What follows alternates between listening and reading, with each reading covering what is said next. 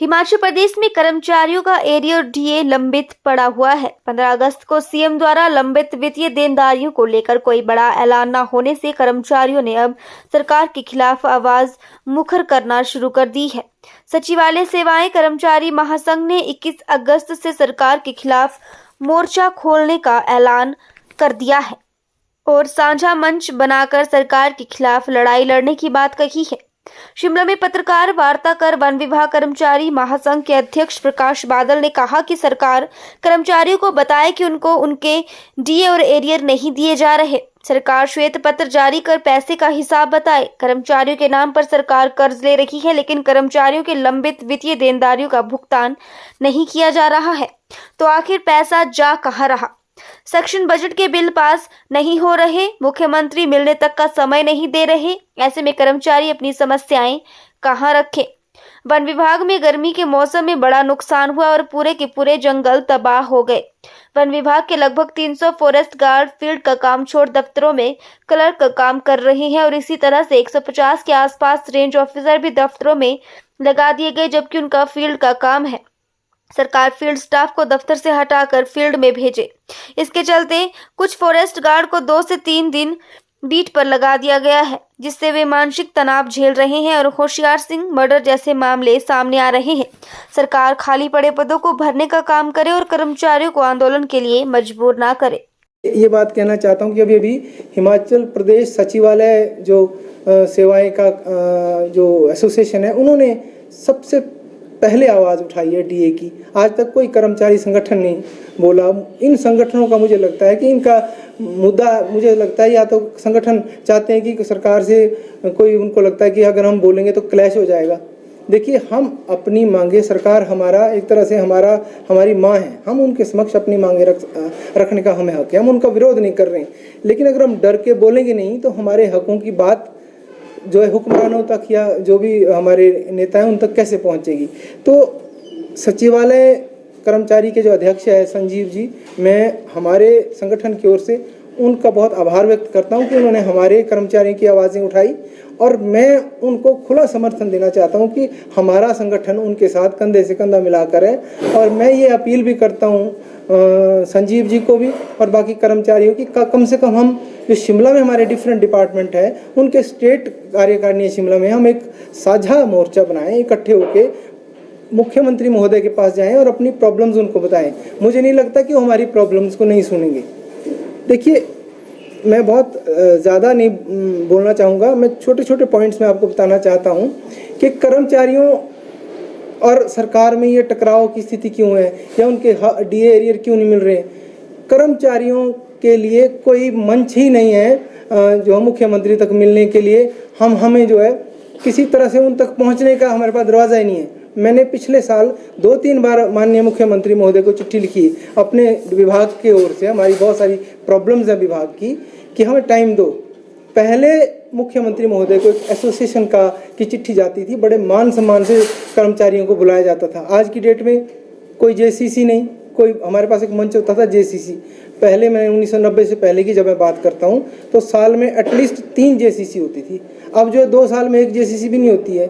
जब तक संवाद सरकार के साथ हमारा नहीं होगा, हमारी प्रॉब्लम्स का कोई पता नहीं लगेगा और इसी तरह हमारे वेतन भत्ते जो है रोक दिए जाएंगे। तो मैं आपके माध्यम से कहना चाहता हूँ कि हिमाचल प्रदेश सरकार से हमारा निवेदन है कि हमारे जो वेतन भत्ते हैं वो तुरंत लागू किए जाएं और या हमारे से संवाद करें कि किस तरह की समस्या आ रही है और सरकार की क्या मंशा हमारे वेतन की तरफ है। हमारा जो वेतन है आज की डेट में 12% डीए हमारा ड्यू हो गया है, तो वो कब तक हमें अदा किया जाएगा। और ये तो पहली बार हुआ है कि डीए हमें मिला है। डीए का जो एरियर है, अभी रिसेंटली हमें जो डीए दिया गया 3% ही है ना, 4% डीए दिया गया है, उसके एरियर की कोई बात नहीं हुई। तो ऐसे लग रहा है कि साइलेंटली एरियर वो गायब हो जाएगा, क्योंकि एरियर कब दिया जाएगा, एरियर का उसकी घोषणा नहीं की। जो 3-4 महीने का गैप उसका रहता था, वो एरियर का कोई पता नहीं है। ऐसे ही जो हमारा पे रिवीजन का है, पिछली सरकार ने 50,000 रुपये हमें दिए। अब हम बोलेंगे पिछली सरकार ने तो दिया, ये 50,000 देके कोई हम पे कोई आसान नहीं किया। हमारे ड्यूज थे।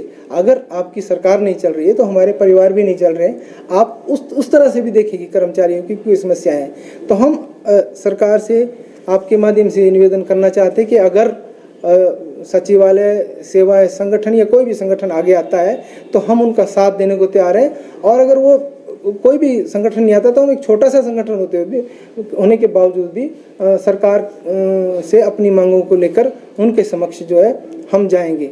और हम ये आग्रह करते हैं आपके माध्यम से कि माननीय मुख्यमंत्री महोदय, कृपया आप हमारी बातें भी सुनें, हमारी समस्याएं भी सुनें, और आप हमें अपनी समस्याएं बताएं कि हमारे ड्यूज़ हमें क्यों नहीं मिल रहे हैं। तो दूसरा मुझे ये लग रहा है कि या तो जो हमारे जो आला नेता है, वो जो हमारी ब्यूरोक्रेसी है, जो बड़े बड़े अधिकारी है, IAS अफसर्स हैं, उनको घुमा रहे हैं कि कर्मचारियों के कट लगा दो। आप देखिए सारी योजनाएं, अगर आप देखेंगे आज की डेट में आपदा पे इतना पैसा खर्च हो गया, जितनी भी हमारी डेवलपमेंटल जितनी भी योजना है उसमें कट लगे। हमने देखा पिछली बार जो हमारा सैंक्शन बजट भी था, उस बजट के बिल भी पास नहीं हुए, ये भी पहली बार हुआ है। सैंक्शन बजट के बिल पास नहीं हुए ट्रेजरी में, अब वो पास हो रहे हैं, रोक दिए गए बजट। तो हम ये जानना चाहते हैं, या तो श्वेत पत्र जारी किया जाए कि अगर सभी लोगों को पता लगे कि अगर कर्मचारियों पे इतना खर्च हो रहा है, कर्मचारियों के नाम पे लोन लिए जा रहे हैं, तो वो पैसा कहाँ डाइवर्ट हो रहा है। हमें भी कुछ नहीं मिल रहा। योजनाओं में लगाने की बात की जा रही, कौन सी योजनाओं में पैसा लगाया है, वो सरकार का धन कहाँ जा रहा है। तो क्या कहीं ऐसा तो नहीं कि, क्योंकि जो माननीय सुखविंदर सिंह सुक्खू है, मैं भी NSUI में रहा हूँ पहले अपने कॉलेज के समय में, वो कर्मचारी परिवार से आते हैं, उनको कर्मचारियों की समस्याओं का पता है।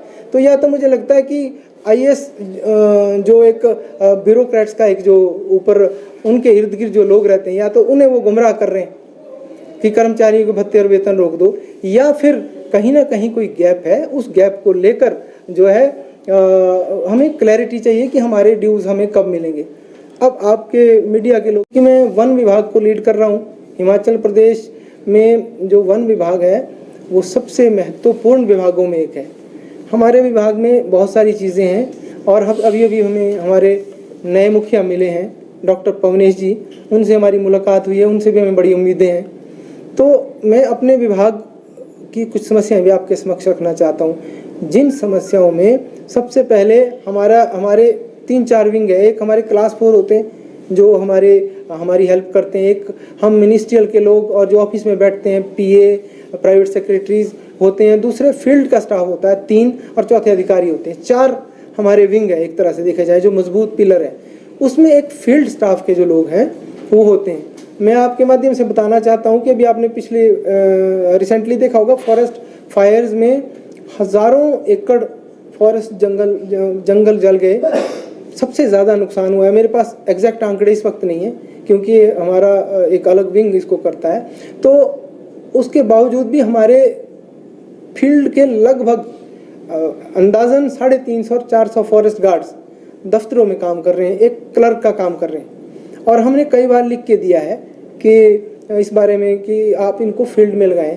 इसी तरह डिप्टी रेंजर, लगभग 100-150 डिप्टी रेंजर दफ्तरों में, उनको कोई लीगल में लगा दिया गया है, और कोई वो स्पेशल पोस्टें उनके लिए क्रिएट कर दी गई है। एक सर्कलों में RRT क्रिएट कर दी गई, रैपिड रिस्पॉन्स टीम। उनका होता है कि अगर कोई आपदा हो रही है, कुछ हो रही है, तो वो फील्ड में जाके फील्ड के स्टाफ को सपोर्ट करेंगे। मैं आपको दावे से कह सकता हूँ कि ये जो फील्ड के कर्मचारी है, ये मुझे लगता है कि इनको गलत तरीके से पोस्ट किया गया है। इनको वन विभाग ट्रेनिंग दे के स्पेशल लाखों रुपए खर्च करके जंगलों की रक्षा के लिए भर्ती करता है, तो इनको दफ्तरों में क्यों बिठाया गया है? हमने माननीय सेक्रेटरी फॉरेस्ट को भी लिख के दिया है, हम पिछले हॉप साहब को भी हमने लिख के दिया था, जो पिछले अब नए हॉप आए हैं, ये DFO से लेकर यहाँ तक पहुँचे हैं। तो हमें इनसे उम्मीद है, हम इनसे जल्दी बैठक करने जा रहे हैं। लेकिन आपके माध्यम से भी हम इनको अगर अपनी आवाज़ पहुँचाना चाहते हैं कि जो फील्ड का स्टाफ है, जो ये जंगल जले हैं इसलिए जले कि हमारी फील्ड में स्टाफ कम है, वो दफ्तरों में काम कर रहा है। फील्ड के स्टाफ को फील्ड में भेजा जाए, और हमारे जो दफ्तरों के स्टाफ है वो भर्ती किए जाए। हमारी 150 से ज़्यादा क्लर्कों की पोस्टें खाली है, सीनियर असिस्टेंट की 100 से ज़्यादा पोस्टें खाली है, वो पिछले काफ़ी समय से भर्ती नहीं की गई है। तो फील्ड के स्टाफ को फील्ड में भेजा जाए। और अगर इसी तरह मैं आपको बताऊँ कि हमारे जो रेंज ऑफिसर्स हैं वो भी RO लीगल लगा दिए गए हैं। उनको दफ्तरों में पार्किंग, जो लोग रिसोर्सफुल लोग होते हैं वो दफ्तरों में पोस्टिंग करते हैं और करा लेते हैं अपनी, और जो लोग बेचारे फील्डों में काम कर रहे हैं, उनके ना उनका किसी अवार्ड में नाम होता है, ना उनको कोई पूछता, वो फील्डों में जो है कई बार चार्जशीट हो जाते हैं क्योंकि उनके पास 2-2, 3-3 रेंजों का चार्ज है। मैं आपको हैरानी होगी, एक बीट हमारी लगभग 3 से 5 किलोमीटर के बीच की होती है। एक फॉरेस्ट के गार्ड के पास कई जगह 6-6 बीटों का चार्ज है। आप बताइए कि एक फॉरेस्ट गार्ड 6 बीटों की रक्षा कैसे करेगा। एक डेप्टी रेंजर के पास 3-3 ब्लॉक है, तो एक ब्लॉक में 3-3, 4-4 बीटें होती है। आप सोचिए एक ब्लॉक को कैसे देखेगा। ऐसे ही रेंजों की हालत है। तो क्लर्कों का काम फील्ड स्टाफ से जो लिया जा रहा है, हम हिमाचल प्रदेश सरकार से भी, क्योंकि ज़्यादातर सरकार के माध्यम से डीओ आते हैं कि इनको यहाँ लगा दिया जाए, आग्रह करते कि फील्ड के स्टाफ को फील्ड में जाए। और हम फील्ड के लोगों से भी आग्रह करते हैं, जो लोग फील्ड में काम कर रहे हैं, जो इनकी एसोसिएशंस हैं, कि कृपया वो जहाँ उनकी ड्यूटी है वहाँ ड्यूटी करें। अगर उन्होंने हमारे कार्य क्षेत्र में दखल दिया तो एक तरह से ये सरकारी धन का भी दुरुपयोग है। उनको गलत, जिस काम के लिए पैसे मिल रहे हैं वो काम नहीं कर रहे, वो क्लर्क का काम कर रहे हैं। और दूसरा, वो हमारी जंगलों की दुर्दशा भी हो रही है, देख रेख भी हो रही है। और कई लोग फॉरेस्ट गार्ड जिनके अच्छे से बीटों का प्रेशर है, वो लोग मानसिक तनाव में, और कई लोग मार भी दिए जाते हैं क्योंकि उनके पास एक्स्ट्रा बीटों का चार्ज होता है, उनके ऊपर चार्जशीट होती है। किसी को, आपने होशियार सिंह केस सुना होगा, तो उसके पास एक्स्ट्रा बर्डन था, तो आज तक वो रिजॉल्व भी नहीं हुआ। ऐसे फॉरेस्ट गार्ड मारे जा रहे हैं, कई जगह उन पर हमले हो रहे हैं। तो मैं आपके माध्यम से कहना चाहता हूं कि आप हमारी आवाज़ पहुंचाएं कि फील्ड स्टाफ को, वन विभाग के फील्ड स्टाफ को फील्ड में तैनाती दी जाए, दफ्तरों में ना दिए जाए, रहने ना दिया जाए, क्योंकि इनको हम ट्रेंड करते हैं जंगलों की रक्षा करने के लिए। तो ये हमारे कुछ पॉइंट्स थे, इन्हीं पॉइंट्स को आपके समक्ष डिस्कस करना था मुझे।